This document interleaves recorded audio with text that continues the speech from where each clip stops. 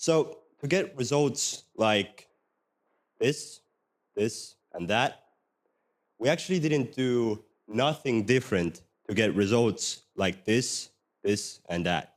Today, I will show you guys exactly the content creation process that we have used for ranking #1 on Google and to also get mentioned in ChatGPT, Perplexity, Cloud, whatever LLMs, you name it. Really quick before I get into the sauce, who is this dude up here with the microphone that couldn't get his computer working? My name is George. I'm the co-founder of RankUp. We're building SEO AI agents.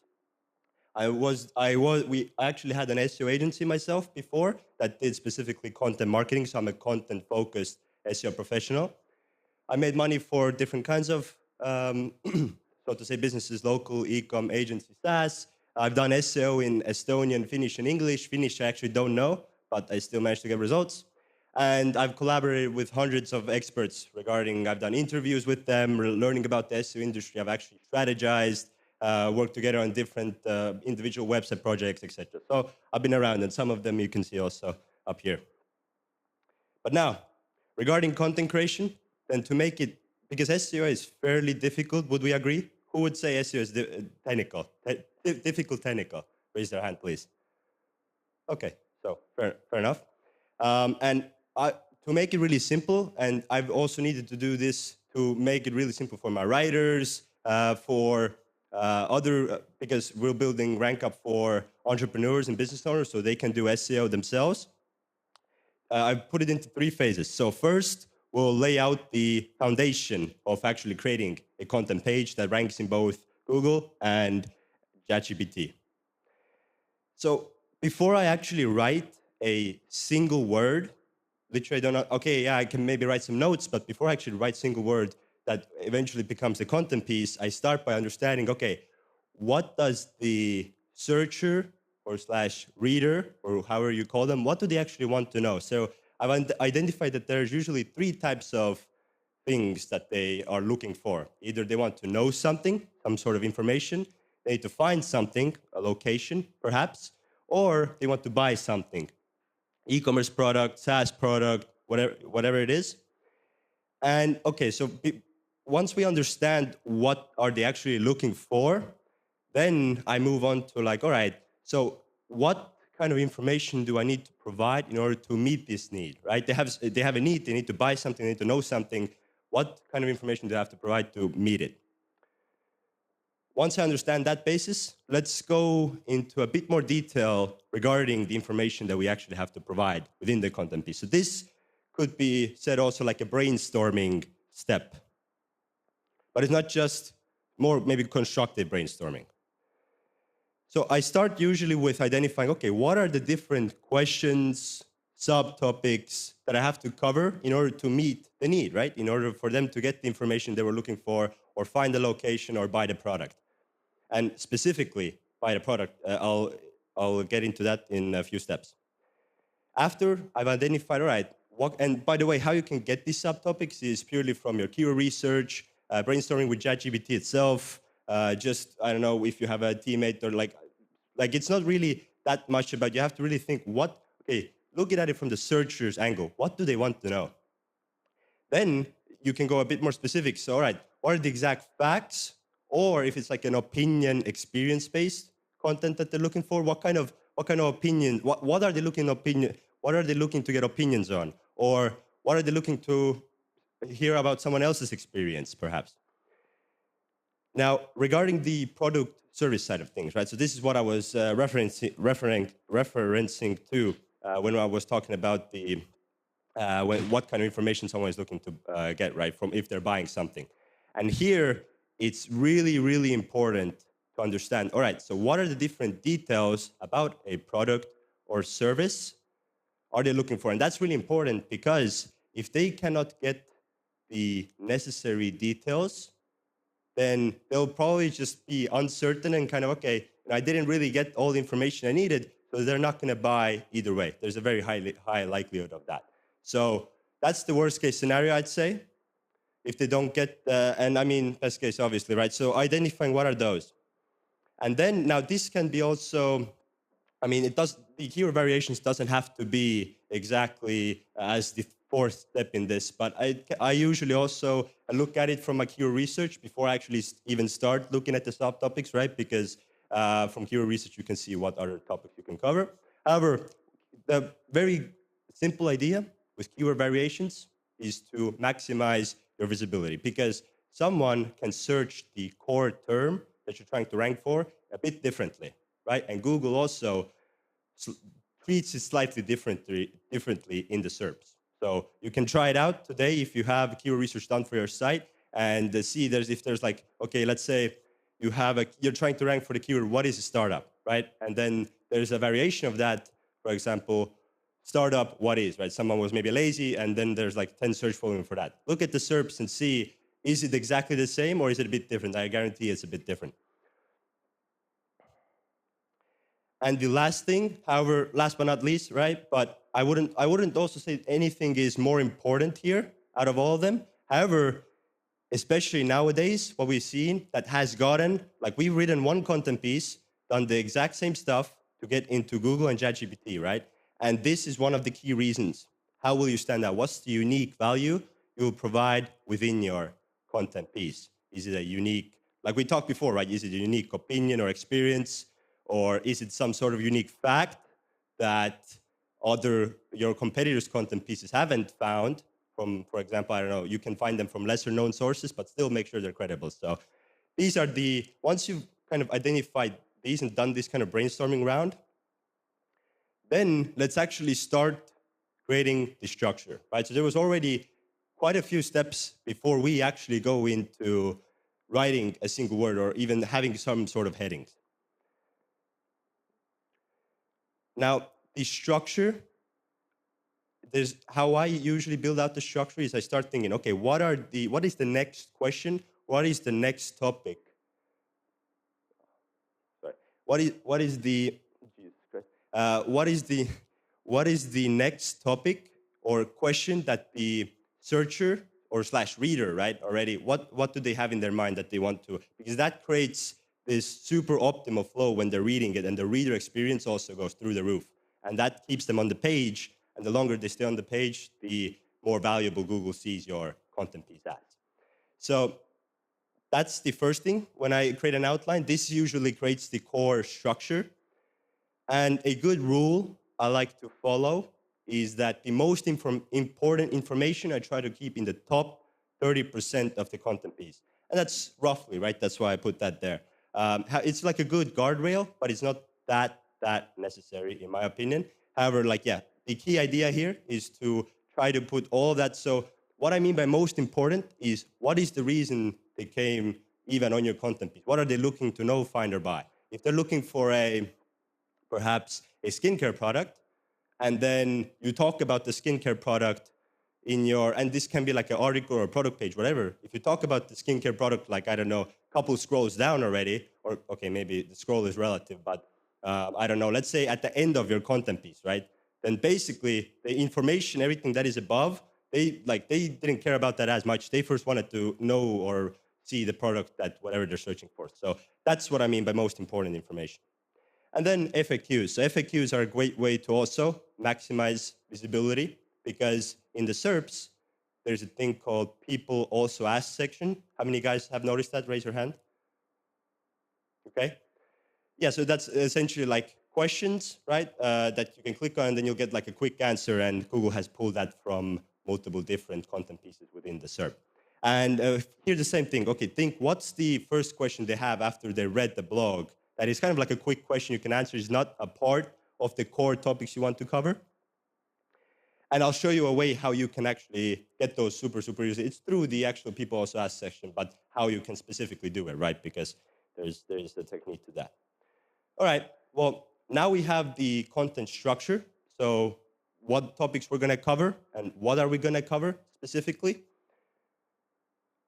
Before I actually get to writing the draft, below each heading, this can be a question or like we talked about before, right? I actually already address or answer the question straight up. So these are also, and these have been these are nothing new. However, these direct answers, so what you see right below the heading, have been the key for getting us ranking also on both search engines and LLMs. So this is especially for LLMs nowadays. And what I would like to point out with the same 2 to 3 word chunk is, if you can see in the title, the title is, what is an app bug report? The 2 to 3 word chunk that I'm talking about is an app bug report. Do you see what I mean? Do you see what the 2 to 3 words I used from the heading I used in my direct answer? Why I did it like that is to make sure that Google, ChatGPT, Perplexity, whoever we're talking about, has maximum confidence that I'm actually addressing whatever whatever is on their mind, whatever they are looking for, right? So this gives the search engine and LLMs confidence. And another, I guess, I don't know if you say nice to have, but like a good guardrail is I try to answer it in 1 to 3 sentences. And this is just, and what I want to point out here is that it should be, your direct answer should be as concise as possible. However, you shouldn't sacrifice providing less information for conciseness, right? So you still want to provide all the information necessary there, while keeping it as concise as possible. So that's ultimately what I mean by this. And okay, so now we have the direct answers, right? You can go paragraph by paragraph if you want to. You can do like the direct answers below each heading and then get to the key talking points, but that's really up to you, whatever is comfortable. I like to go paragraph by paragraph because I'm like thinking within that topic, right? I'm kind of in that flow state. Now, okay, below the direct answers, we have the key talking points. So there, very simple idea. You lay out what are the specifics, basically expanding on the content, right? Providing more information. What is the more information you're providing within that section?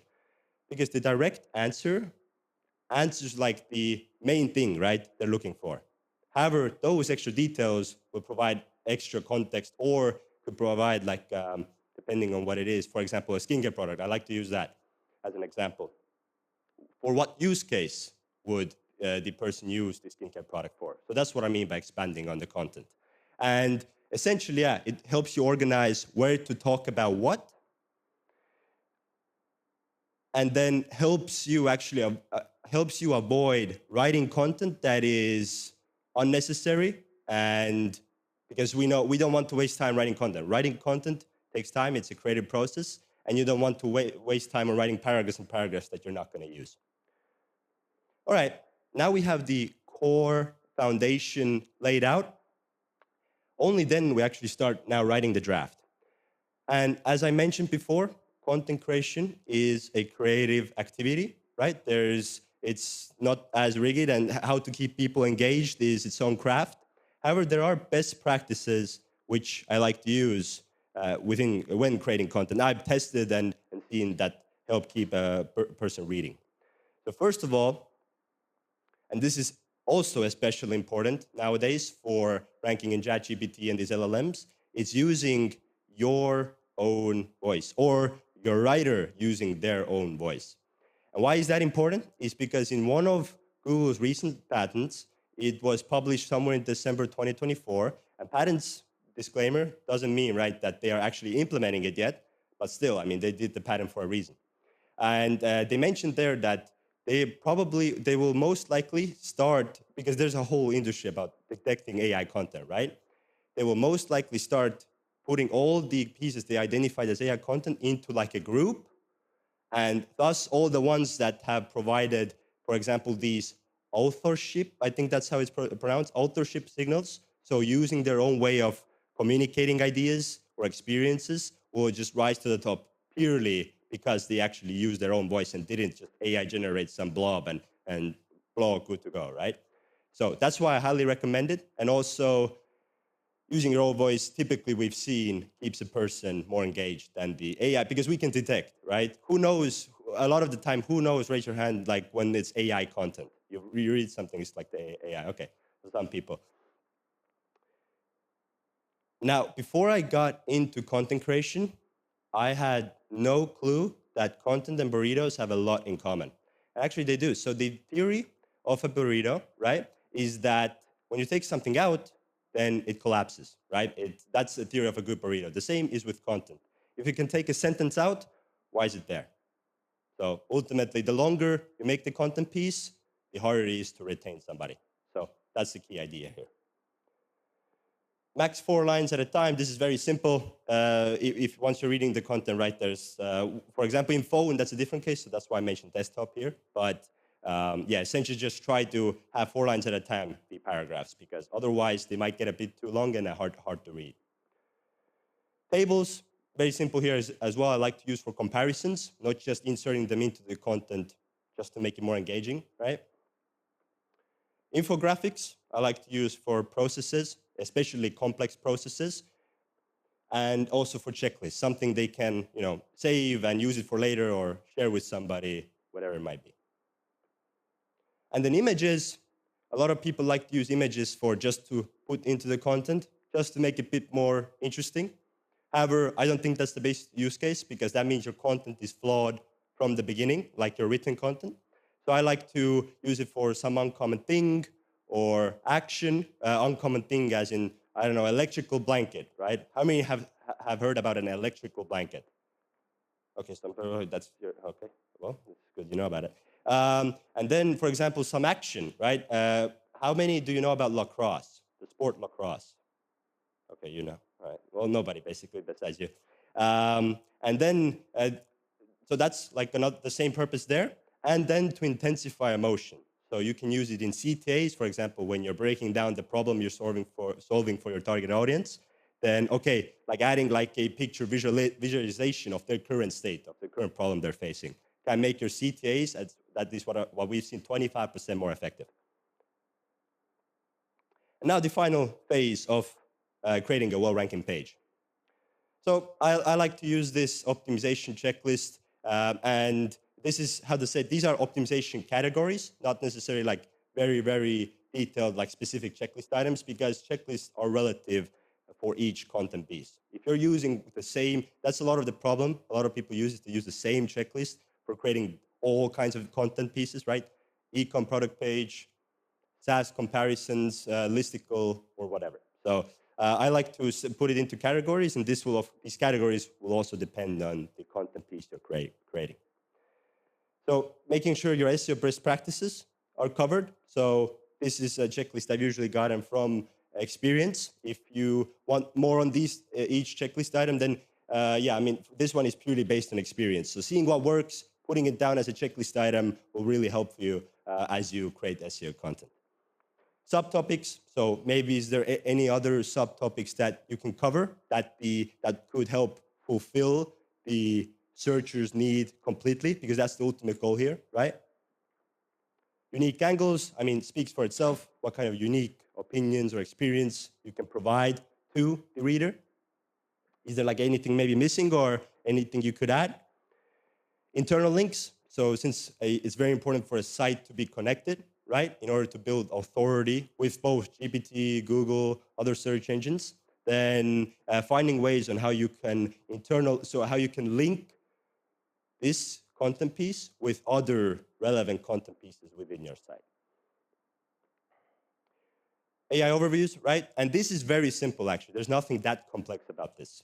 Basically, you can just reverse engineer if you have an AI overview, of course, within the SERP for the keyword you're trying to rank for. And then essentially like, okay, what kind of topic got into that AI overview? And then seeing what kind of answer got into that, and potentially including it in your own, or seeing how that answer was written and then writing it yourself similarly, or what kind of facts were written there. Because of course, writing it the same for authorship signals is not the best idea, right? So seeing what kind of facts information was provided there. And then SERP features. So this is the people also ask thing that I talked about before, right? So what kind of, I guess, like things you can take from the SERP, for example, the people also ask section, you can take the questions there and use those questions in your FAQ section. And yeah, so, I mean, I'm getting low on time here, but I guess a couple last things is that basically just read through your content, see like, okay, is there anything maybe, like read it also with as loud of a voice as you can to see if there's any like weird sentences or paragraphs. And this is with headings, direct answers, and core content. And then finally, very brief steps. Write the meta description, make sure external links open in a new tab, and submit it to GSC for indexing. And yeah, if you guys want the full process that I have, I put it into a very condensed and like checklist format. Also added some, I guess you like examples and stuff there as well. So yeah, because we already went over time here, so it's quite a comprehensive process. But I hope this one is as simple as it can be and followable.